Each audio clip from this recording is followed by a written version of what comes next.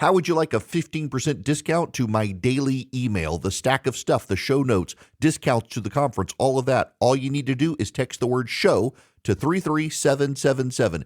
You'll get the annual subscription with a 15% discount to my daily email. You'll get the stack of stuff, the links to the show notes, discounts to the conference, and so much more. All you have to do is text the word show, SHOW, to 33777. Text show to 33777.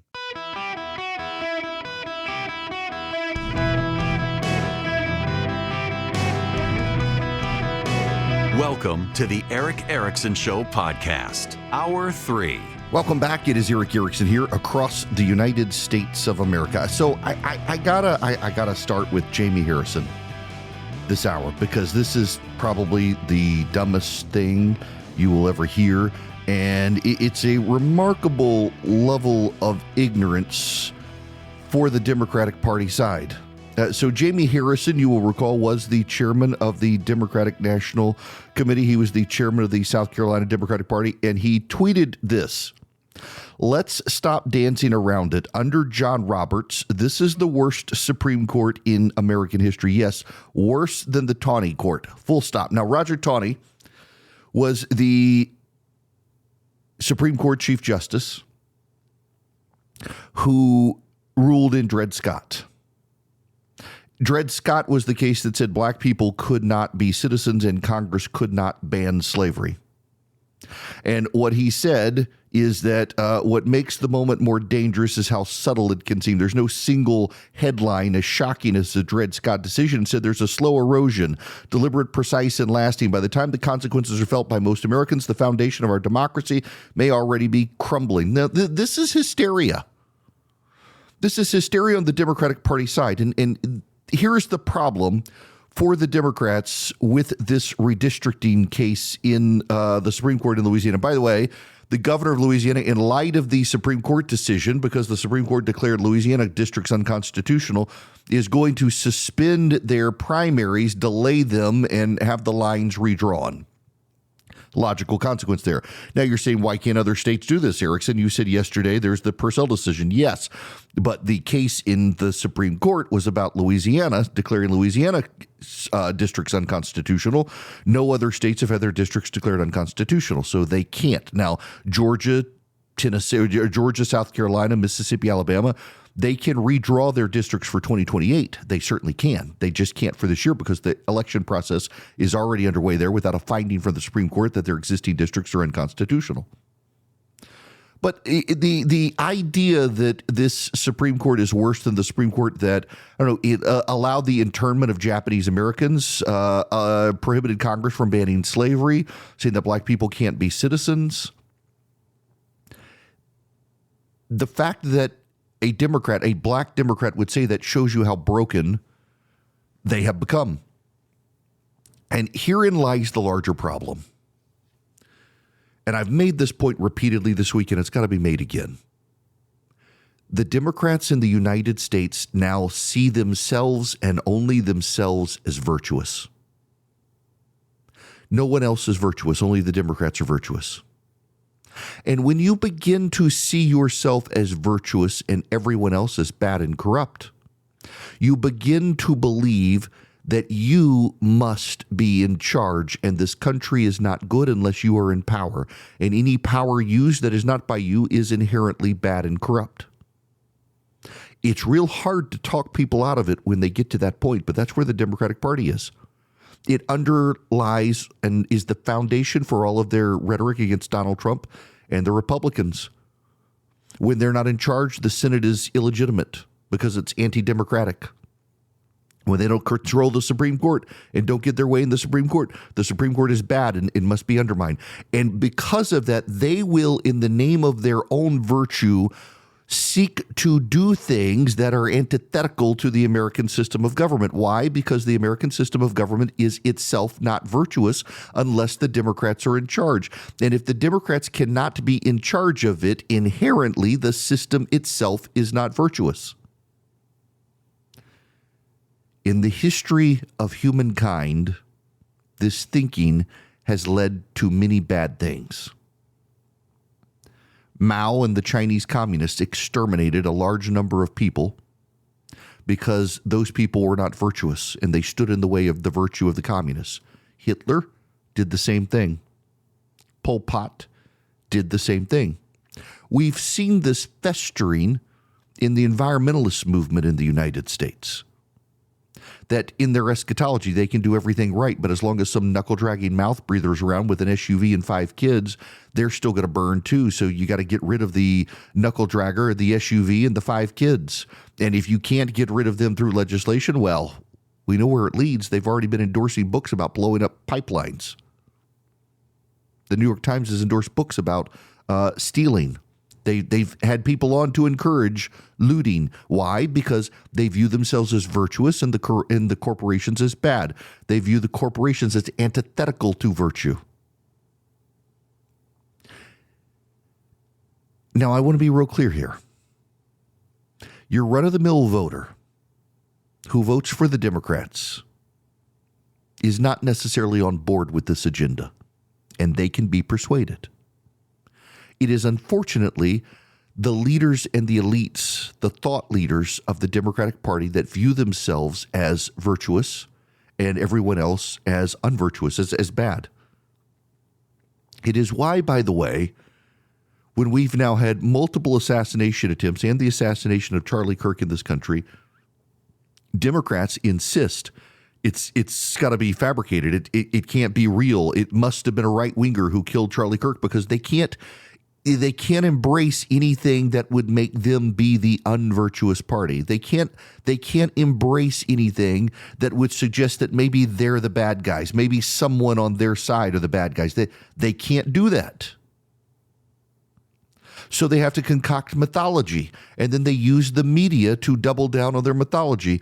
Yesterday on CNN, John Avlon, who had run for Congress as a Democrat, had been a CNN contributor, by the way, one of the fair and balanced contributors at CNN, who, surprise, ran for Congress as a Democrat, was on a panel with Scott Jennings. And he says, listen, Republicans can't get a black guy elected in this country. And Scott Jennings says, actually, Republicans tried in Virginia, and it was the white Democrats who voted against him. And John Avlon was like, he can't see the Republicans as doing anything virtuous. The Democratic Party has a real problem. When you cannot love your country unless you are in charge of it, you're not loving your country. You're loving yourself. The spillover effect here now is that Democrats are losing their mind on the Calais decision. Why? Because the Louisiana versus Calais decision, carried to its logical extent, will allow the Republicans to pick up 10 to 15 more seats in the nation, in the United States House of Representatives, over the next few years. In addition, in 2030, the census should show Republican states picking up more votes than Democratic states, thereby altering the Electoral College further in the Republicans' favor. The Democrats are slipping away. And so what have they decided to do? Instead of trying to connect to the voters in those states and rebuild coalitions with those voters, the Democrats have decided that they need to restructure fundamentally Congress. They need to get rid of the filibuster to block them from implementing things. They need to add D.C. and Puerto Rico to stack the deck against the Republicans. They need to pile into the Supreme Court. Many of these things they're not going to be able to do.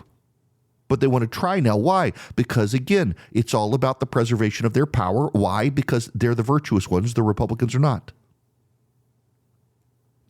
This doesn't lead anywhere good for the country. And the problem for the Democrats is that they believe that it does, because it will cement their power.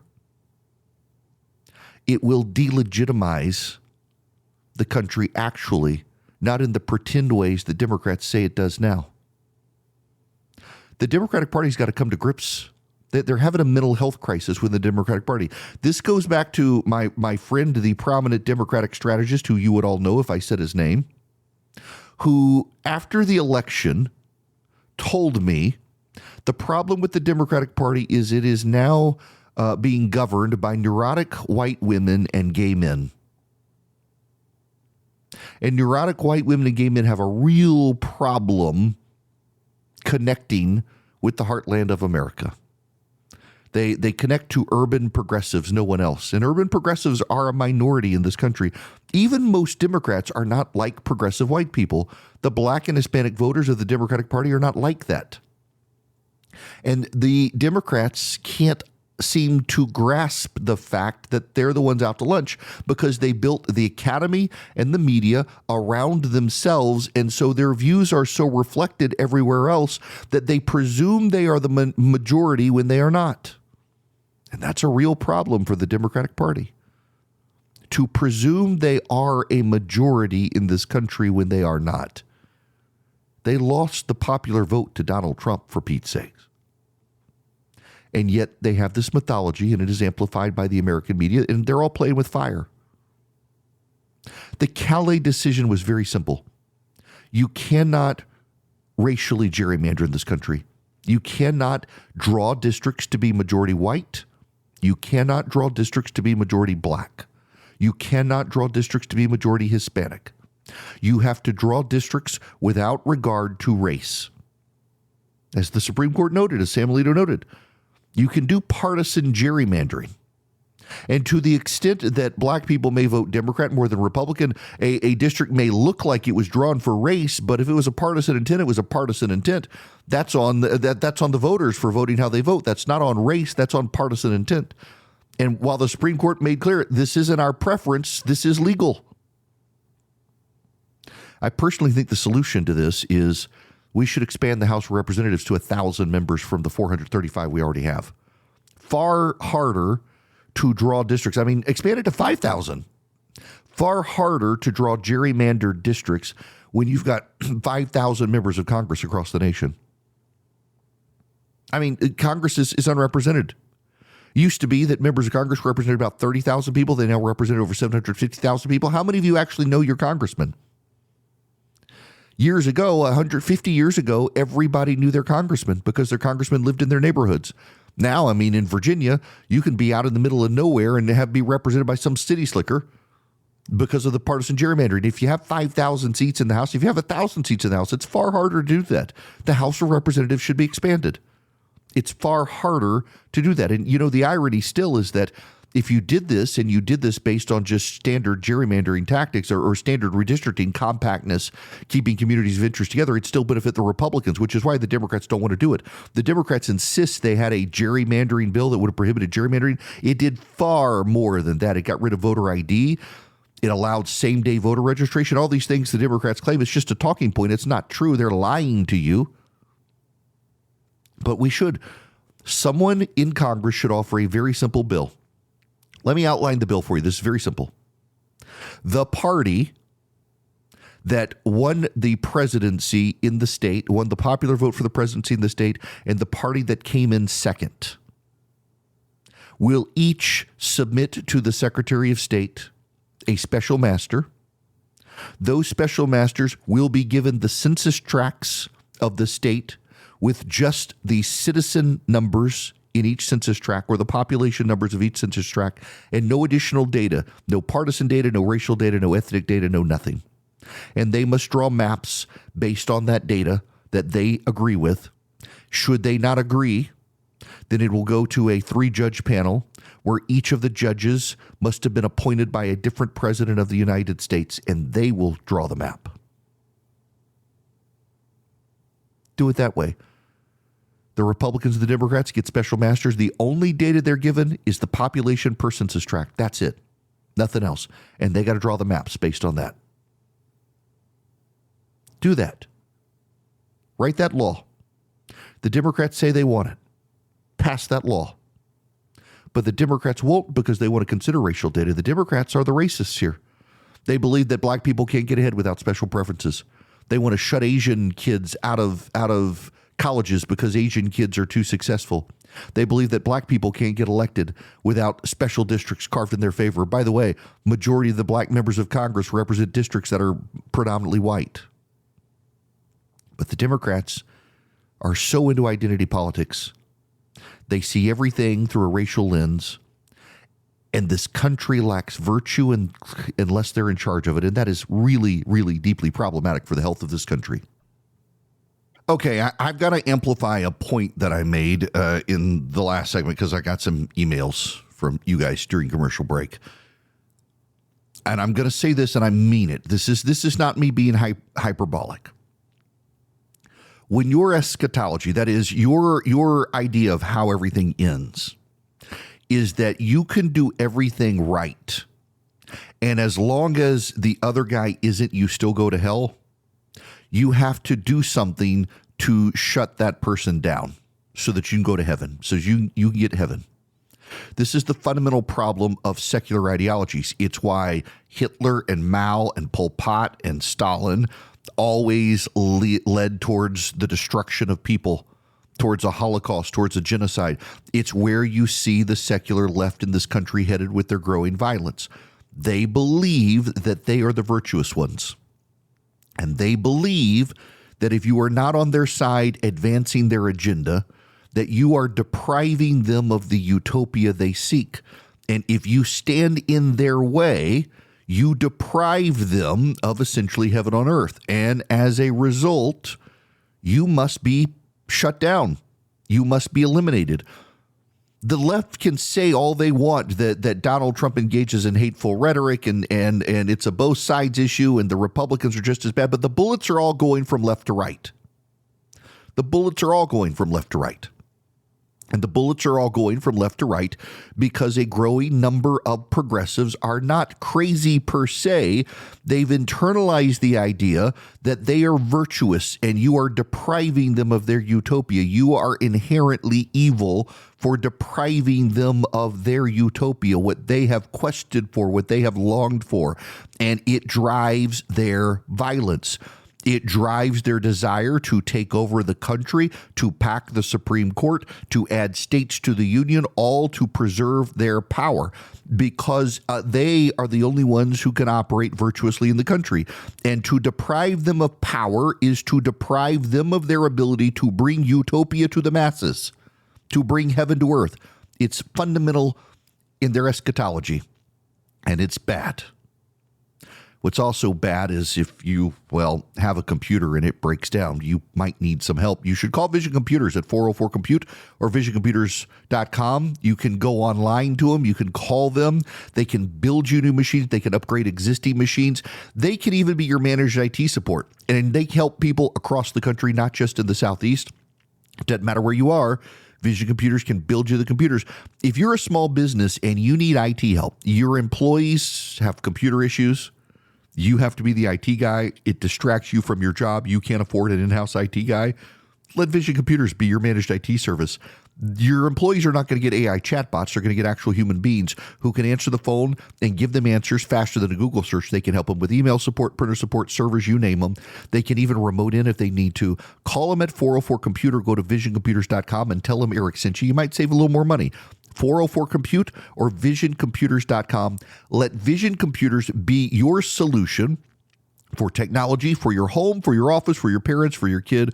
404-COMPUTE or visioncomputers.com. I want to highlight a social problem this half hour. Welcome. It's Eric Erickson. Phone number 877-973-7425.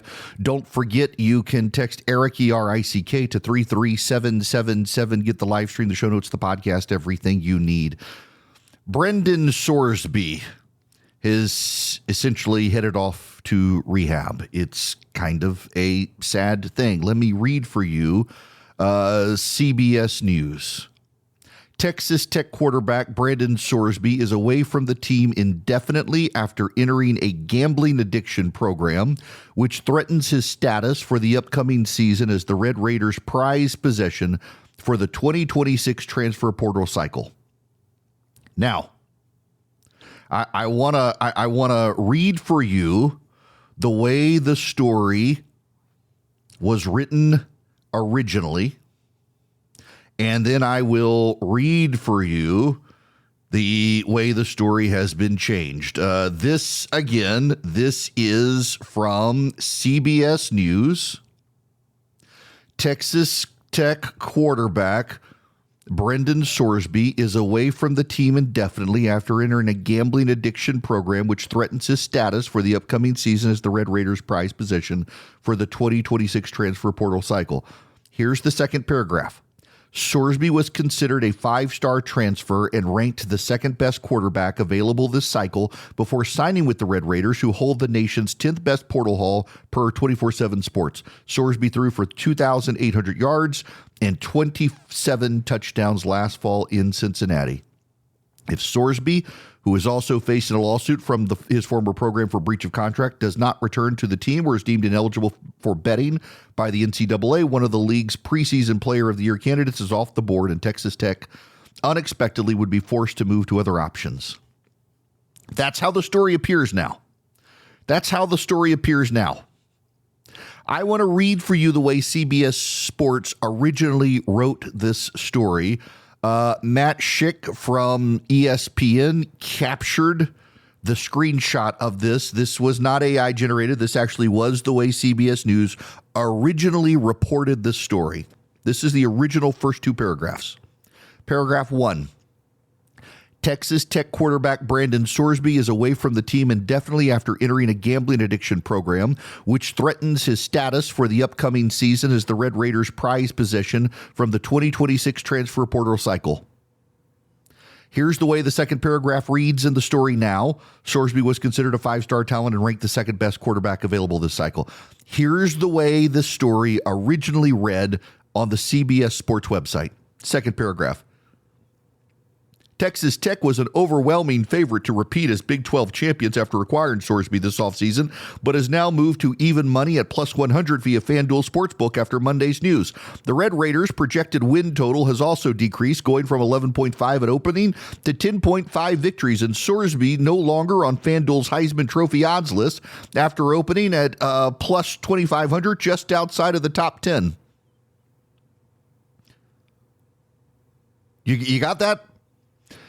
Texas Tech quarterback Brandon Sorsby is away from the team indefinitely after entering a gambling addiction program. Let's give you the odds.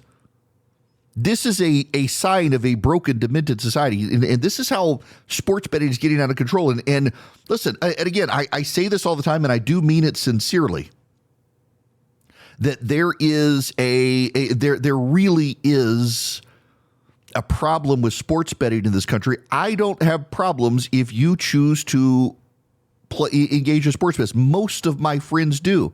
But the proliferation of it, the news media constantly giving you the odds, every sports program in the country being centered around the odds, it's deeply unhealthy for society. This is from Bloomberg News today.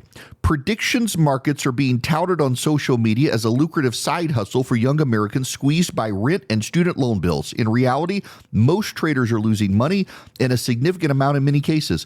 Over 100,000 accounts lost at least $1,000 on Polymarket, one of the largest prediction markets, according to Bloomberg News.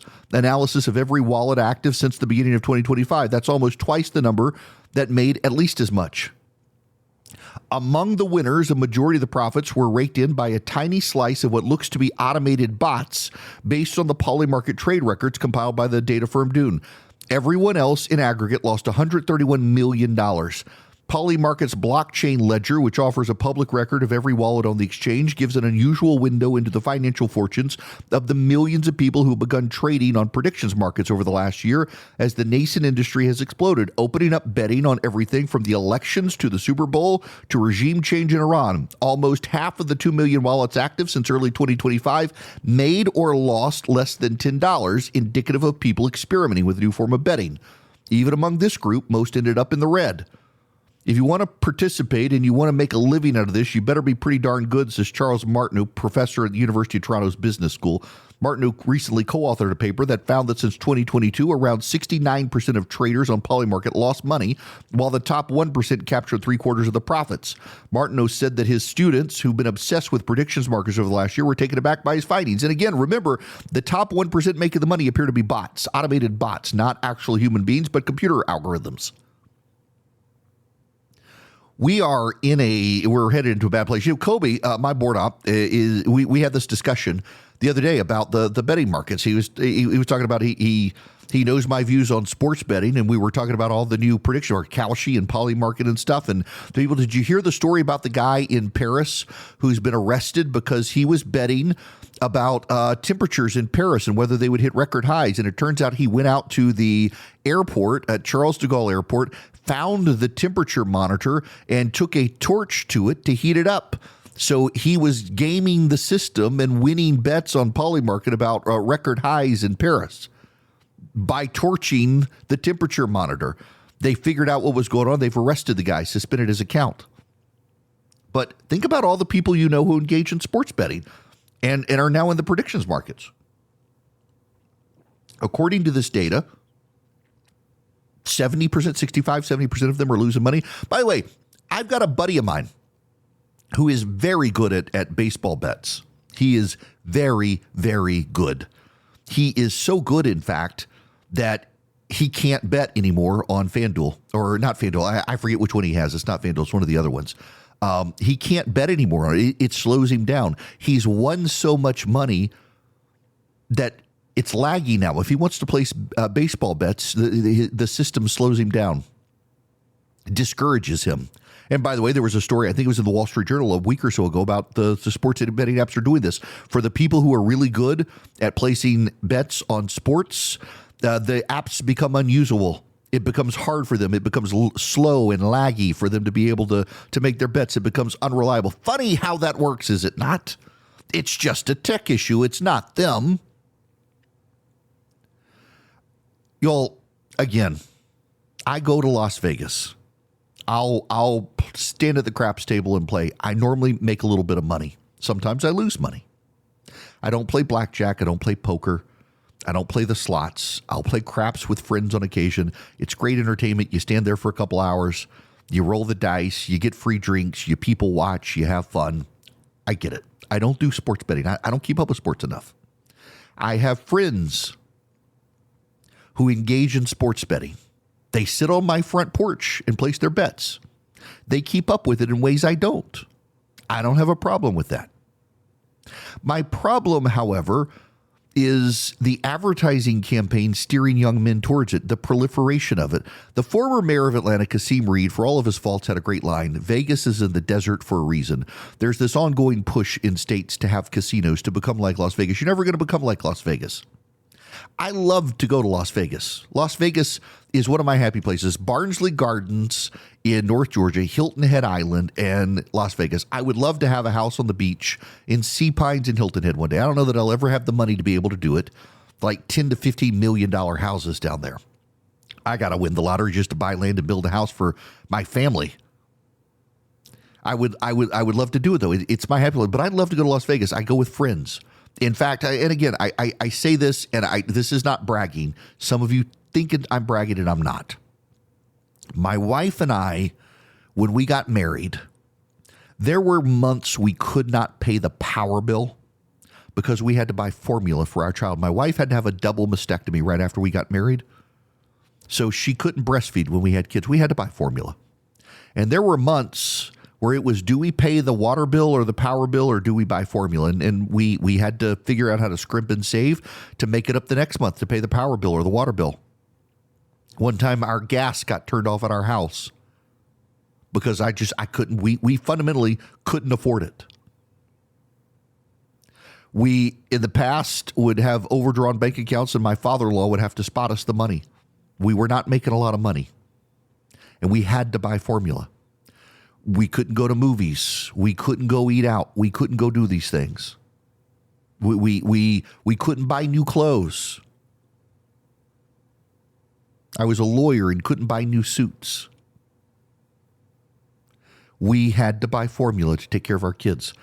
Last weekend, I paid for 3 friends of mine to go with me to Las Vegas. I paid for their airfare first class.